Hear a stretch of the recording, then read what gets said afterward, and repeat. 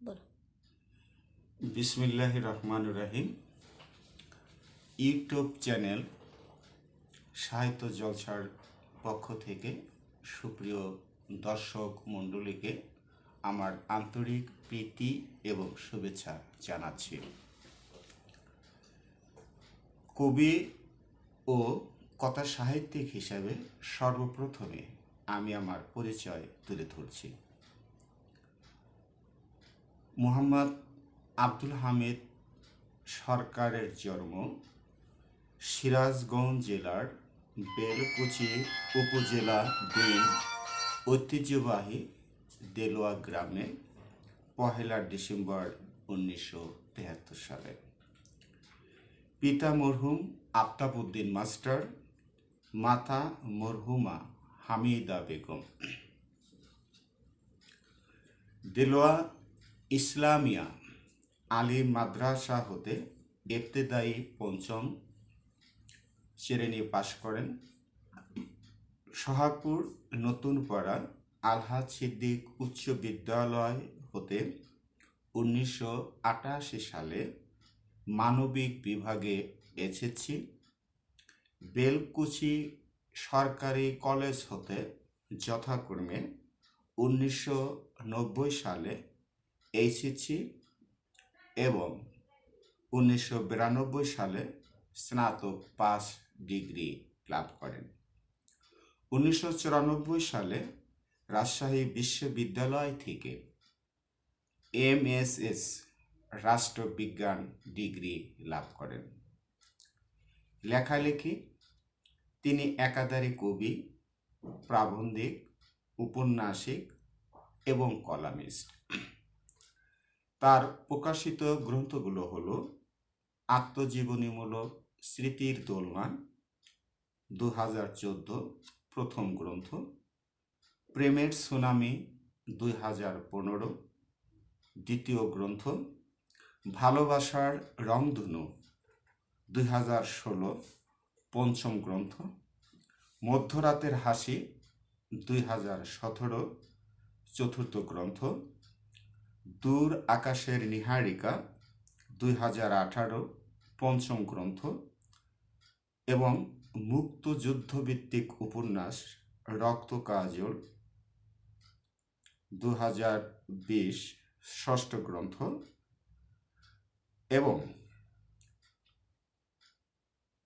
এবং মুক্তিযুদ্ধ এবং অন্যান্য বিষয় সম্পর্কে উনি অনেক কবিতা উপন্যাস রচনা করেছেন, যা প্রক্রিয়াধীন।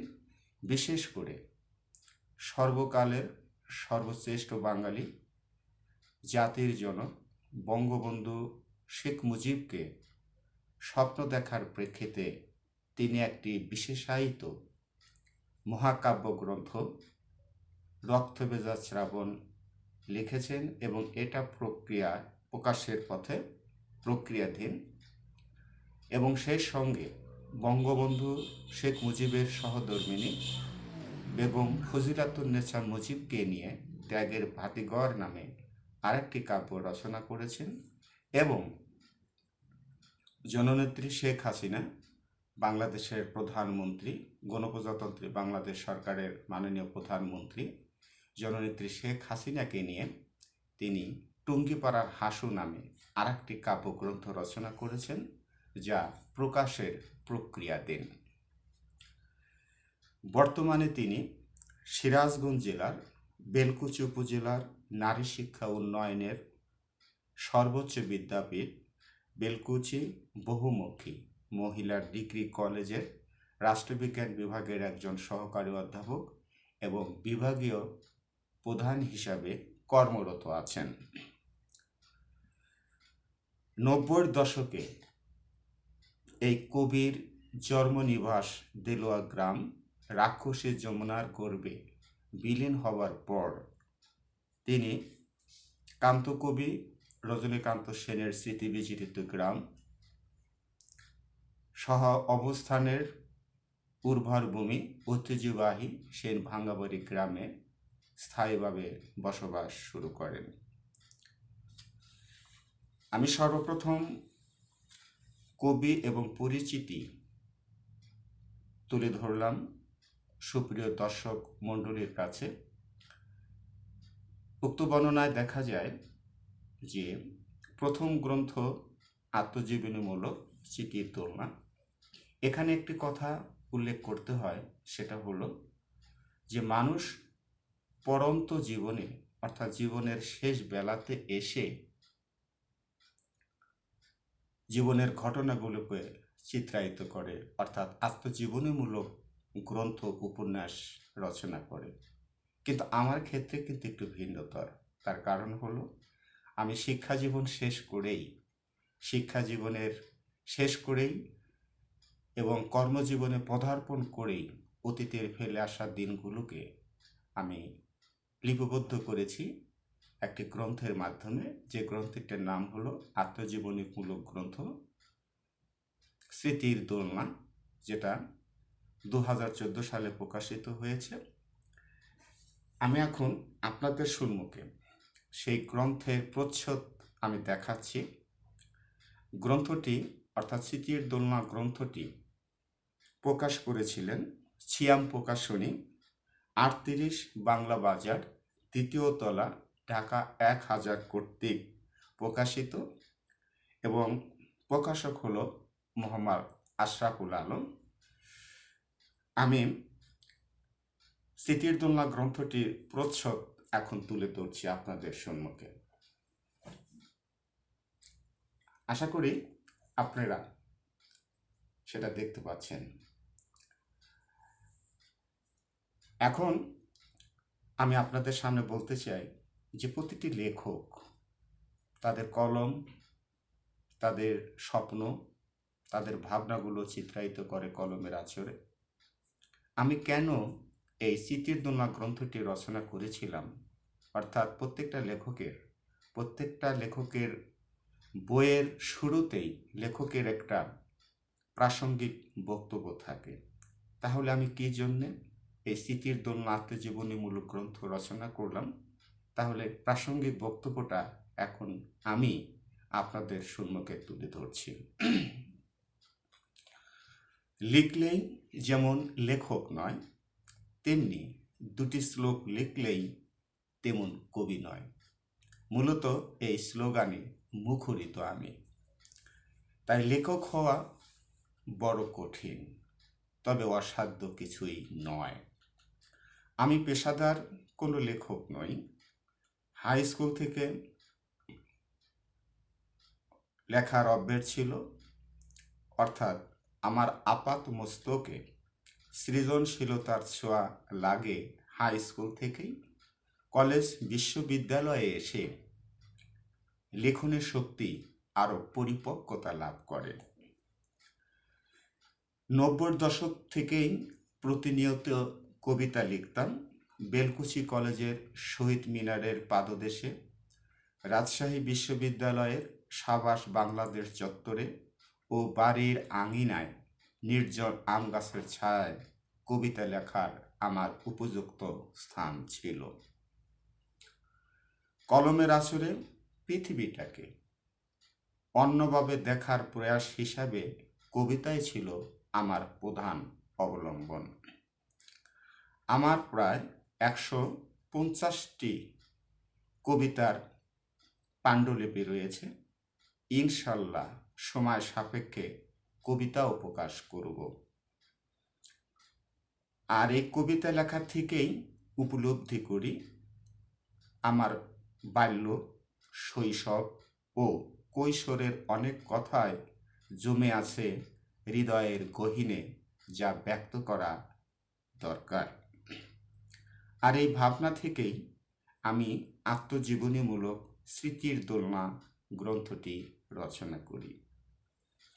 ইংরেজিতে একটি কথা আছে, সুপ্রিয় দর্শক মণ্ডলী, time and tide wait for none, অর্থাৎ সময় ও স্রোত কারোর জন্যেই অপেক্ষা করে না। প্রতিটি মানুষের জীবনে শৈশব আসে, নানান স্মৃতিতে জড়ানো এই দিনগুলো পেরিয়ে আসে যৌবন। যৌবনের পর শুরু হয় বার্ধক্য। আমার জীবনের ঘটনাগুলো ছিল বৈচিত্র্যময়। আর এসব স্মৃতিগুলো আজ পরিণত জীবনের আনন্দময় সম্বল।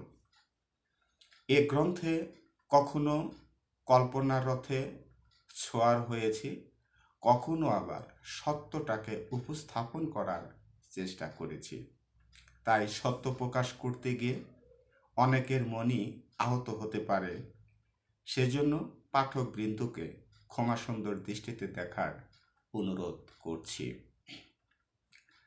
পাণ্ডুলিপিটির প্রুফ দেখার জন্য আমার সহধর্মিণী মুসাম্মাদ শাহানা খাতুন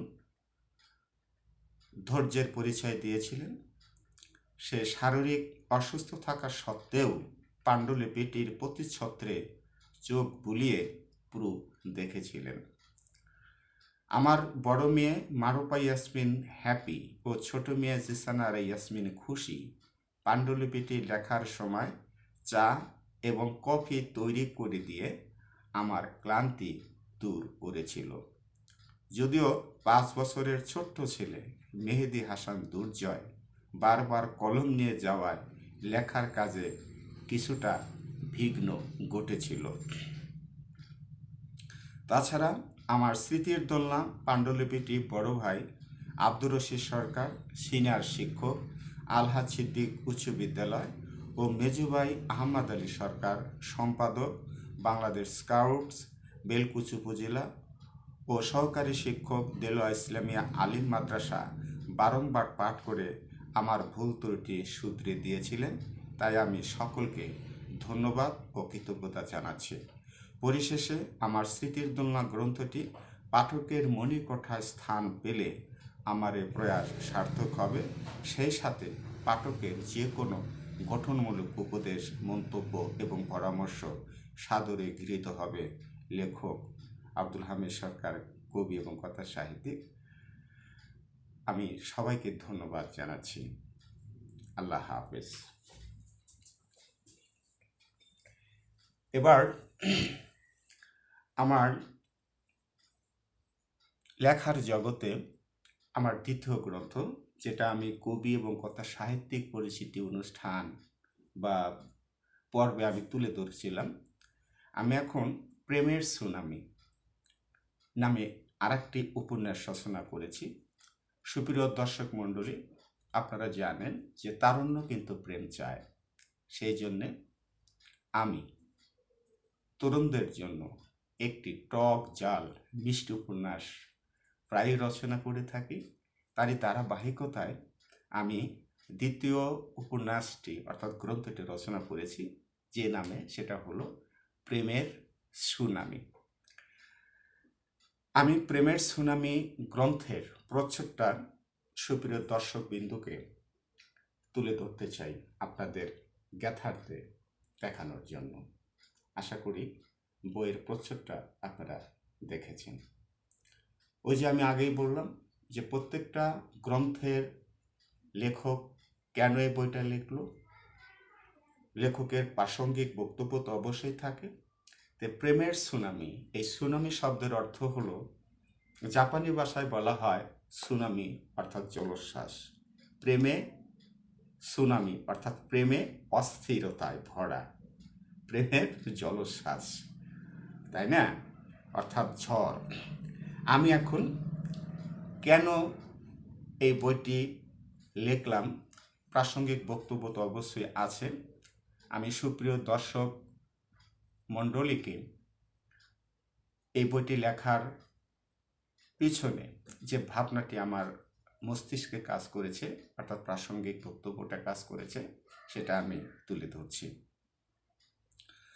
মানব জীবন ভালো মন্দ, সুখ দুঃখ, আপদ বিপদের সংমিশ্রণে গঠিত। মানুষের জীবনে ভালো মন্দ উভয়ের মধ্যে সত্যকে সহজভাবে গ্রহণ করে যে, সেই তো প্রকৃত মানুষ। বিচিত্র এই জগতে মানুষের জীবনটাও বড় বৈচিত্র্যময়। মানুষ অভ্যাসের দাস।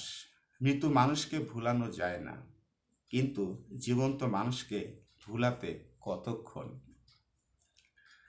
সঙ্গদোষে একজন আদর্শবান মানুষও যে বিপদে দাবিত হতে পারে, তারই বহিঃপ্রকাশ ঘটেছে প্রেমের সুনামি উপন্যাসে। পৃথিবী বদলে যাচ্ছে মানুষ। সুতরাং পরিবর্তনটা নতুন কিছু নয়, কিন্তু সে পরিবর্তনটা যদি মরণ, নেশা, মাদকের মতো হয়, যদি হয় জেনে শুনে আগুনে ঝাঁপ দেওয়ার মতো, কিংবা যদি হয় কোনো মেধা, আদর্শ ও পবিত্র প্রেমের পচন, তবে তা মেনে নেওয়া সত্যি কঠিন। একজন নন্দিত প্রেমিককে মাদকের অস্ত্র দিয়ে ঘায়েল করে কিভাবে নৈতিক অধঃপতন ঘটায় সে সম্পর্কে এ গ্রন্থে তুলে ধরা হয়েছে।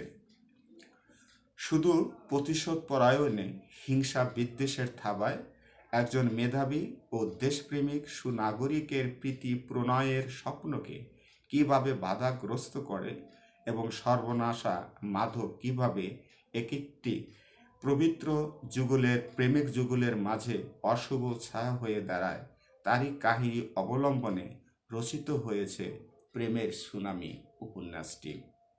পরিশেষে প্রেমের সুনামি উপন্যাসটি পাঠকের মনের মণিকোঠায় স্থান পেলে আমার এ প্রয়াস সার্থক হবে। সেই সাথে পাঠকের যে কোনো উপদেশ ও সুপারিশ সাদরে গৃহীত হবে। মহান আল্লাহ তাআলা আমাদের সহায় হন। সুপ্রিয় দর্শক শ্রোতা মণ্ডলীর জ্ঞাতার্থে জানাচ্ছি, আমার প্রায় প্রতিটি গ্রন্থই 21-এর বইমেলায় মৌ প্রকাশনী এবং সিয়াম প্রকাশনীর স্টলে স্থান পেয়েছে। সুপ্রিয় দর্শক শ্রোতা, এবারে তৃতীয় গ্রন্থ আমি যেটা প্রকাশ করেছি সেটা হলো ভালোবাসার রংধনু। ভালোবাসার রংধনুটি আমার লেখক জীবনের তৃতীয় গ্রন্থ। আমি তো পূর্বেই বলেছি যে প্রত্যেকটা লেখক তাদের চিন্তা ভাবনা থেকে বই লেখে। কেন আমি আব্দুল হামিদ সরকার এই বইটি লিখতে উৎসাহিত হয়েছিলাম, অর্থাৎ আমার লেখকের প্রাসঙ্গিক বক্তব্য এখন আমি দর্শক শ্রোতা মণ্ডলীর সামনে তুলে ধরতে চাই। বইটার প্রচ্ছদ হলো ভালোবাসার রংধনু। আকাশে রংধনু উঠেছে। রংধনুর কয়টি রং? 7টি রং। সেই 7টি রঙের আঙ্গিকে ভালোবাসার আকারও যে পরিবর্তন হয়, সেই আঙ্গিকে কিন্তু বইটি রচনা করেছি। এখন আমি কেন বইটা লিখলাম তার একটা প্রাসঙ্গিক বক্তব্য আমি এখন তুলে ধরতে চাই। সুপ্রিয় দর্শক শ্রোতা মণ্ডলী, আপনারা জানেন মানুষ সামাজিক জীব। সামাজিক প্রয়োজনে মানুষ সমাজে বাস করে। মানুষ সঙ্গপ্রিয়, মানুষ সঙ্গীপ্রিয়। একাকিত্ব দূরীকরণ ও সামাজিক মূল্যবোধ বিকাশে মানুষ সমাজবদ্ধ হয়। সমাজের একজন সদস্য হিসাবে মানুষ সামাজিক নিরাপত্তা, ন্যায় বিচার ও শৃঙ্খলার মধ্যে বসবাস করতে চায়। কিন্তু সামাজিক নিরাপত্তার পরিবর্তে যদি পায় হেয় প্রতিপন্নতা, জীবন উন্নয়নে বাধা, হুমকি, অমানবিক আচরণ, বিশেষ করে ইপটিজিং অর্থাৎ যৌন হয়রানির মতো কার্যকলাপ, তবে তা মেনে নেওয়া সত্যি কঠিন।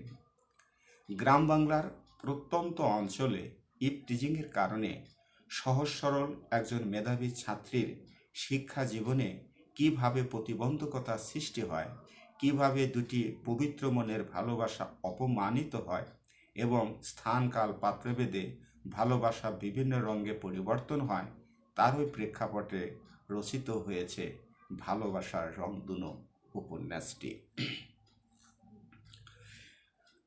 শিক্ষা সংস্কৃতির মূল কথা হলো নিজেকে সুন্দর করা, সভ্য করা ও সুন্দরভাবে বেঁচে থাকা।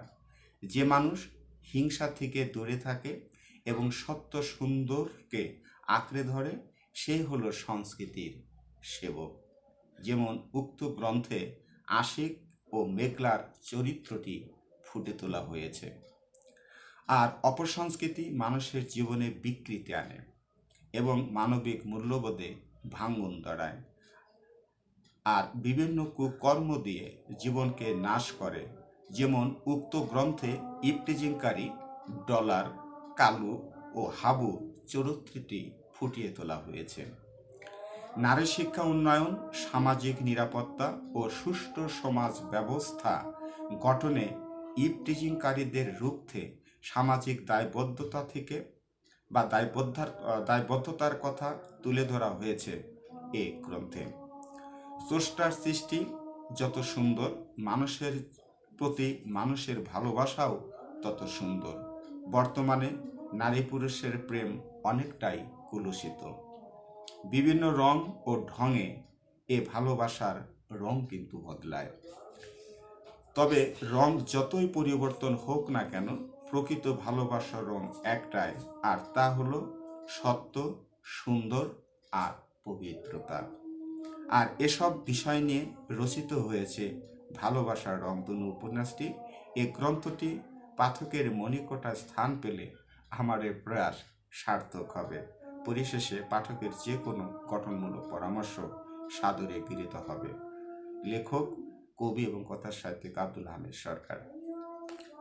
এবার সুপ্রিয় দর্শক মণ্ডলী, এবার আমার তৃতীয় গ্রন্থ প্রকাশ করেছি একটি কিশোর ছড়া কাব্য থেকে।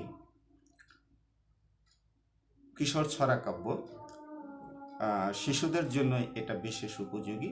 আমি এখন মধ্যরাতের হাসি কিশোর ছড়া কাব্যটির যে প্রচ্ছদ আমি আপনাদের সামনে তুলে ধরতে চাই।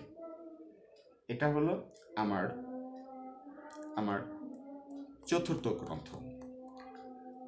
সুন্দর একটি প্রচ্ছদ, কিশোর ছড়া কাব্য। এটাও যথাক্রমে সিয়াম প্রকাশনী, 38 বাংলা বাজার, দ্বিতীয় তলা, ঢাকা 1000 কর্তৃক কিন্তু প্রকাশিত। আমি আগেই বলেছি যে প্রত্যেকটি লেখকের একটি প্রাসঙ্গিক কিন্তু ভাবনা থেকে থাকে। আমি প্রাসঙ্গিক বক্তব্যটা এভাবে তুলে ধরতে চাই যে প্রাথমিক বিদ্যালয়ে অধ্যয়নকালে আমি বিভিন্ন কবিতা পড়ে ভাবতাম, আমি যদি কবিদের মতো লিখতে পারতাম। ভাবতাম কবিতা কেমন করে লেখে, আমি তো কবিদের চিনি না। যদি চিনতাম তাহলে কবির কলমের ডগার দিকে তাকাতাম, তাদের দৃষ্টিভঙ্গি এবং লেখার তথ্য উপাত্ত পরখ করতাম। মনের গহীনে কবিতা লেখার ইচ্ছা সেদিন থেকেই কিন্তু হৃদয়ে পুষে রেখেছিলাম। অনেক কবি লেখকদের মধ্যে আমার কাছে বেগম সুফিয়া কামাল ও সব্যসাচী লেখক কবি সৈয়দ শামসুল হকের কবিতা ছোটবেলা থেকেই আমাকে ভীষণভাবে কিন্তু আলোড়িত করেছিল। বিশেষ করে মনে মনে ভাবতাম, আমি যদি সৈয়দ শামসুল হক স্যারের সান্নিধ্য পেতাম। কিন্তু নিবৃত্ত পল্লীতে বসে এসবের স্বপ্ন শুধু স্বপ্নেই রয়ে গেল। তবুও মাধ্যমিক শিক্ষার গণ্ডি পেরিয়ে 90-এর দশক থেকে কবিতা লেখা শুরু করলাম। কিন্তু মজার ব্যাপার হলো, আমি যখনই লিখতে বসি তখন সৈয়দ শামসুল হক স্যারের কবিতা আমার চোখের সামনে কিন্তু ভেসে আসে। সত্য কথা বলতে কি, এভাবে কয়েকবার চেষ্টা করেও আমার কলমের ডগা থেকে সব্যসাচী লেখক সৈয়দ শামসুল হক এর কবিতার পংক্তি কিন্তু সরাতে পারিনি। সেই থেকে তিনি আমার অদৃশ্যমান অনুপ্রেরণা। সৈয়দ শামসুল হক স্যারের কবিতা, গান এবং তার আদর্শিক চেতনা আমার চলার পথে পাথেয়। সদ্যপ্রয়াত সৈয়দ শামসুল হক জান্নাতবাসী হোক, মহান আল্লাহ তাআলার কাছে এই প্রার্থনা করি। তার জীবদ্দশায় আমার লেখা মধ্যরাতের হাসি কাব্যগ্রন্থটি প্রকাশ করতে পারলে বেশি খুশি হতাম। রাজশাহী বিশ্ববিদ্যালয়ের ক্যাম্পাস এবং রেল স্টেশনে বসে অধিকাংশ ছড়া লিখেছি। তাছাড়া হুরাসাগর নদীর উঠানের প্রতিবেশী, ঐতিহ্যবাহী সেন ভাঙ্গাবাড়ি, সর্ষে ক্ষেতের আইল পথে, হিজল নারকেলের গাছের ছায়ায় এবং বাড়ির পিছনে বয়ে যাওয়া আঁকাবাঁকা খাল বিলের শিহরে বসে কবিতা ছড়াগুলো রচনা করেছি। শত ব্যস্ততার মাঝে কলেজে অধ্যাপনার পাশাপাশি দুকলম লেখার অভ্যাস, যা আমার পরম আনন্দের।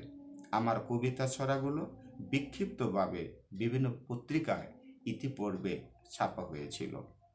মনের তাগিদ ছিল কাব্যটি শেষ করার।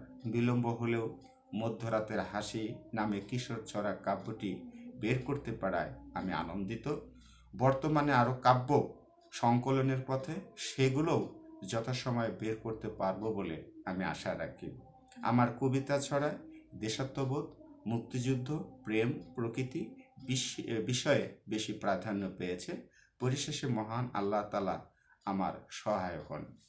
আর এই বইটি আমি যার নামে উৎসর্গ করেছি সেটা হলো যে ঢাকা বিশ্ববিদ্যালয়ের ল্যাবরেটরি হাই স্কুলের ৪র্থ শ্রেণীর ছাত্র ছিল দুরন্তপনায় শেখ রাসেল, অর্থাৎ জাতির জনক বঙ্গবন্ধু শেখ মুজিবের কনিষ্ঠ পুত্র। বাড়ির ছোট ছেলে হিসাবে সে সবার আদরের ছিল। বাড়ির আঙ্গিনায় সাইকেল নিয়ে নিজেকে ব্যস্ত রাখত সবসময়। সে কোনো রাজনীতি বুঝত না। এই পৃথিবীর স্বাদ গন্ধ পাওয়ার আগেই তাকে এক অনন্তপুরে হারিয়ে যেতে হলো ঘাতকের নির্মম বুলেটের আঘাতে। এই নির্মমতা আমার হৃদয়কে আহত করে প্রতিনিয়ত। তাই শিশু রাসেলের নামে আমার মধ্যরাসের হাসি কিশোর ছড়া কাব্যটি আমি উৎসর্গ করেছিলাম। এবারে আমার পঞ্চম গ্রন্থ দূর আকাশের নীহারিকা। এটিও একটা টক জাল মিষ্টি প্রেমের উপন্যাস। আমি এখন আপনাদের সামনে এই বইটির প্রচ্ছদ তুলে ধরছি। দূর আকাশের নীহারিকা, আব্দুল হামিদ সরকার, কবি এবং কথা সাহিত্যিক। ওই যে আমি আগেই বলেছি যে প্রত্যেকটা গ্রন্থ লেখার আগেই কবির একটা প্রাসঙ্গিক বক্তব্য তো অবশ্যই থাকে। আমি এখন কেন এই বইটি লিখতে গেলাম, লেখার শুরুতেই একটা প্রাসঙ্গিক বক্তব্য। দূর আকাশের নীহারিকা উপন্যাসটি লেখার আগে আমার বা লেখকের যে প্রাসঙ্গিক বক্তব্যটা ছিল সেটা হলো যে সৃষ্টির শুরুতেই পৃথিবীটা ছিল উত্তপ্ত বালিকা রাশি। সেখানে না ছিল পর্যাপ্ত জনমানব, না ছিল সভ্যতার সংস্কৃতি আর মানব প্রেমের ছোঁয়া। প্রকৃতির রাজ্যে অবারিত মাঠে প্রান্তরে সে সময় কোনো বংশী বাদক ঠোঁট নেড়ে প্রেম প্রীতির বাঁশি বাজাত না। কিন্তু সভ্যতার ক্রমবিকাশের সাথে সাথে মানুষে বন্ধন, সামাজিক মূল্যবোধ প্রতিষ্ঠা এবং সৌহার্দ্য সম্প্রীতিতে ভরে উঠল এই মায়াময় পৃথিবী।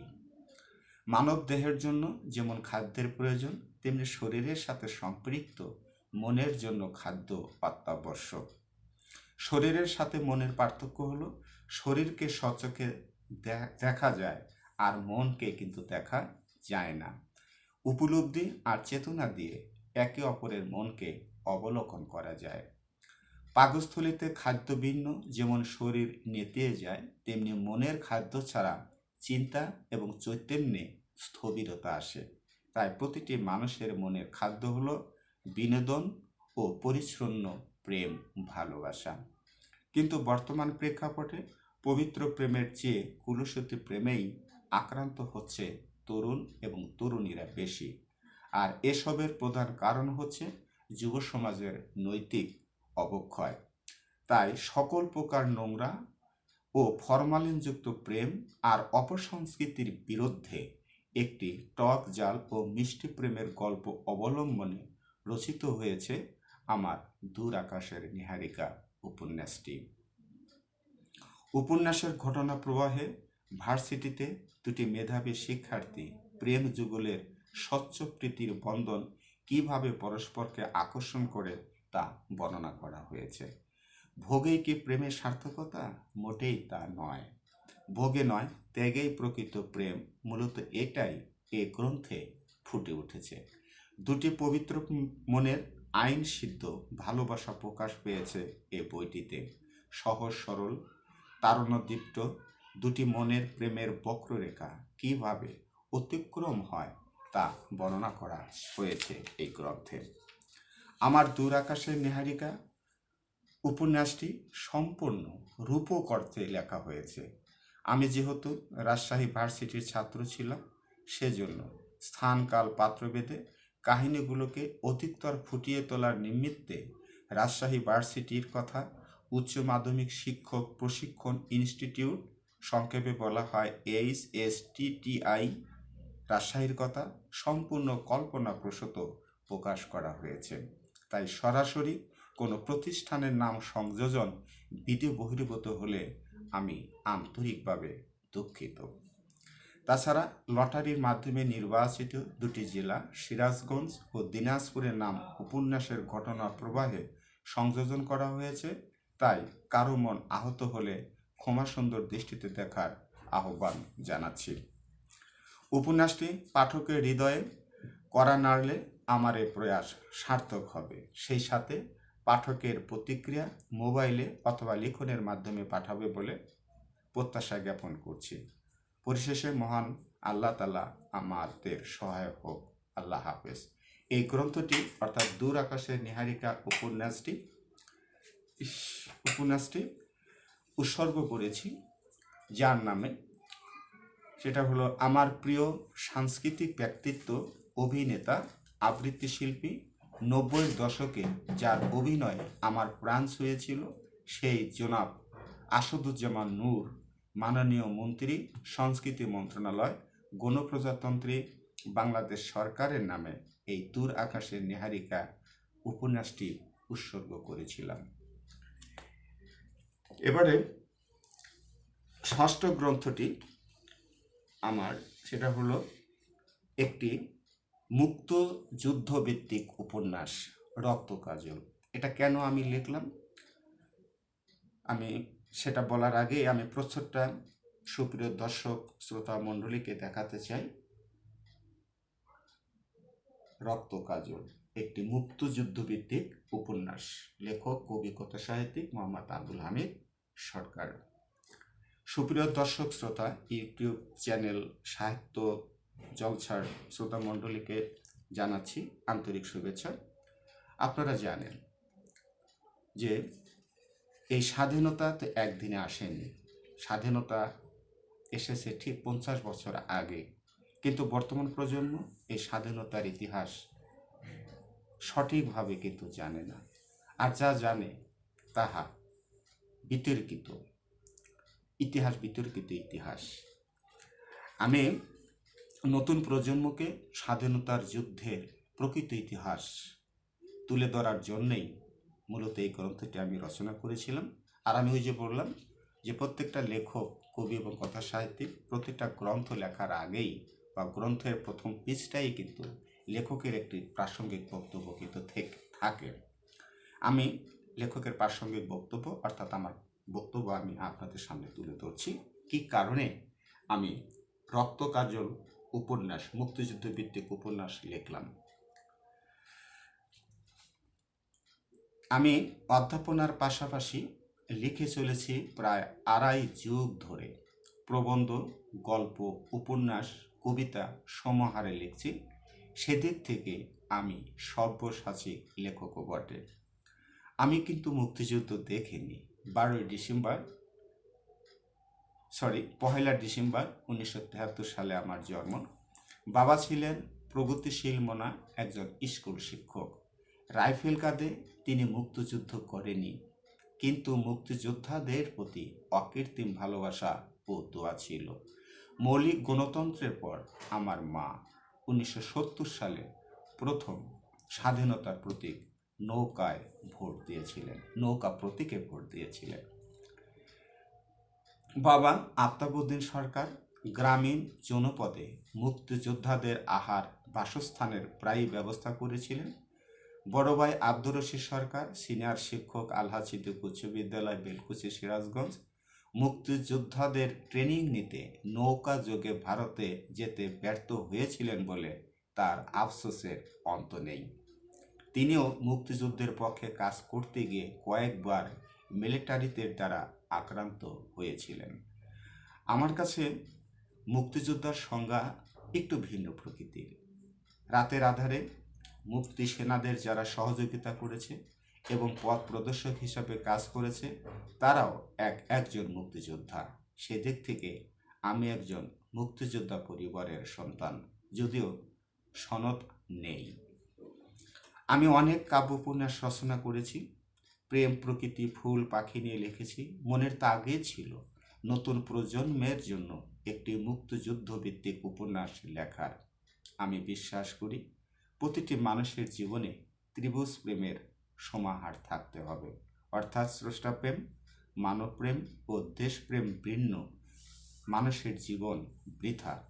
তাই এই ত্রিভুজ প্রেমের সমন্বয়ে আমি রচনা করেছি একটি মুক্তিযুদ্ধভিত্তিক উপন্যাস, রক্ত কাজল। পাকিস্তান শাসক গোষ্ঠীর 24 বছরের শাসন, শোষণ, অত্যাচার ও নিপীড়নের বিরুদ্ধে বাংলাদেশের অবিসংবাদিত নেতা, জাতির জনক বঙ্গবন্ধু শেখ মুজিবুর রহমান বাঙালিদের জাগিয়ে তুলেছিলেন। তার আহ্বানে আপামর জনসাধারণ স্বাধীনতার যুদ্ধে ঝাঁপিয়ে পড়েছিল এবং আত্মহত্যা দিয়েছিল।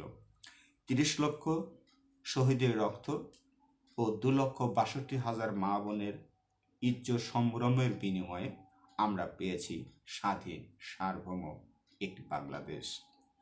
কিন্তু দুঃখজনক হলে সত্য যে বাংলার কিছু কুলাঙ্গার স্বাধীনতার বিরোধিতা সহ পাক বাহিনীর দোসর হিসাবে কাজ করেছিল। তারা মুক্তিসেনা নিধনে লোহমর্ষক ঘটনারও জন্ম দিয়েছে। আর এসব ইতিহাস ও গল্প অবলম্বনে রচনা করা হয়েছে রক্ত কাজল উপন্যাস। আশা করি আমার এই প্রয়াস পাঠক সমাজকে ভীষণভাবে আলোড়িত করবে। উপন্যাসটি রচনায় মেজুভাই ডাক্তার আহমদুল সরকার, সহকারী শিক্ষক ও স্কাউট সম্পাদক, বেলকুচি, সিরাজগঞ্জ, সার্বক্ষণিক আমাকে উৎসাহ প্রদান করেছে। বড় মেয়ে মারুফা ইয়াসমিন হ্যাপি 10ম শ্রেণীতে অধ্যয়নরত ও ছোট মেয়ে জিসানার ইয়াসমিন খুশি 7ম শ্রেণীতে অধ্যয়নরত চা কফি দিয়ে আমার ক্লান্তি কিন্তু দূর করেছিল। সেজন্য তাদেরকে ধন্যবাদ জানাই। বড় ছেলে মেহেদি হাসান দুর্জয় ও ছোট ছেলে ইলিয়াস হাসান পলক যথারীতি কলম সরবরাহ করে সহযোগিতা করেছিল। আর আমার স্ত্রী শাহানা খাতুন প্রাইমারি শিক্ষিকা যথেষ্ট সাহিত্য অনুরাগী না হলেও তার ভূমিকাও অস্বীকার করার কিন্তু উপায় নেই।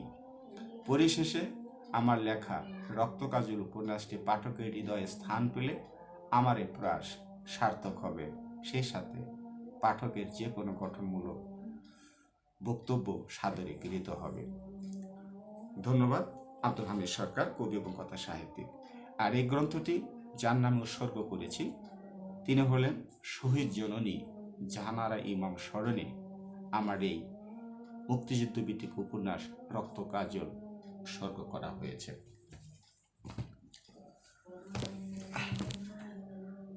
সুপ্রিয় দর্শক মণ্ডলী, কিছুক্ষণ আগে ভালোবাসার রংধনু সম্পর্কে আমি বক্তব্য দিয়েছি।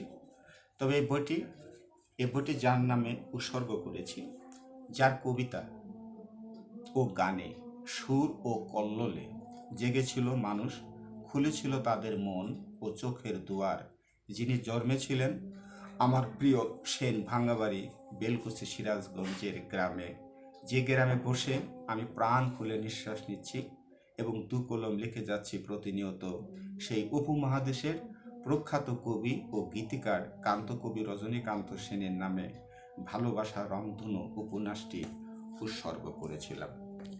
সুপ্রিয় দর্শক মণ্ডলী, প্রেমের সুনামি গ্রন্থের ইতিবৃত্ত আপনাদের জানানো হয়েছে, কিন্তু এই গ্রন্থটি যার নামে উৎসর্গ করা হয়েছে সেটা হলো যে প্রেমের সুনামি গ্রন্থটি যার উৎসাহ উদ্দীপনায় আমার লেখার জগতে বিচরণ আমার সেই সহধর্মিনী প্রাইমারি শিক্ষিকা মুসাম্মা শাহানা খাতুন শাহিনুরকে এই গ্রন্থটি কিন্তু তার নামে উৎসর্গ করেছিলাম। সুপ্রিয় দর্শক শ্রোতা মণ্ডলী, সর্বপ্রথমে আমি স্মৃতির দোলনা গ্রন্থটির প্রচ্ছদ দেখিয়েছিলাম এবং এই বইটার লেখার ইতিবৃত্ত কিছু প্রাসঙ্গিক কথা আমি বলেছিলাম। এই বইটি আমি যার নামে উৎসর্গ করেছি আমি সেটা এখন বলছি। সেটা হলো যে সহজ সরল দরিদ্র ও স্কুল শিক্ষক বাবা মরহুম আফতাবউদ্দিন সরকার ও প্রবল আত্মবিশ্বাসে বলিয়ান সুগৃহিণী মা মরহুমা হামিদা বেগম, যারা সন্তানদের পড়ার টেবিলে ছোট্ট একটি হারিকেন জেলে দিয়ে শিক্ষার আলো প্রজ্বলিত করেছিলেন, তাদের স্মৃতির উদ্দেশ্যে এই গ্রন্থটি, স্মৃতির দোলনা গ্রন্থটি কিন্তু আমি কী করেছিলাম, উৎসর্গ করেছিলাম।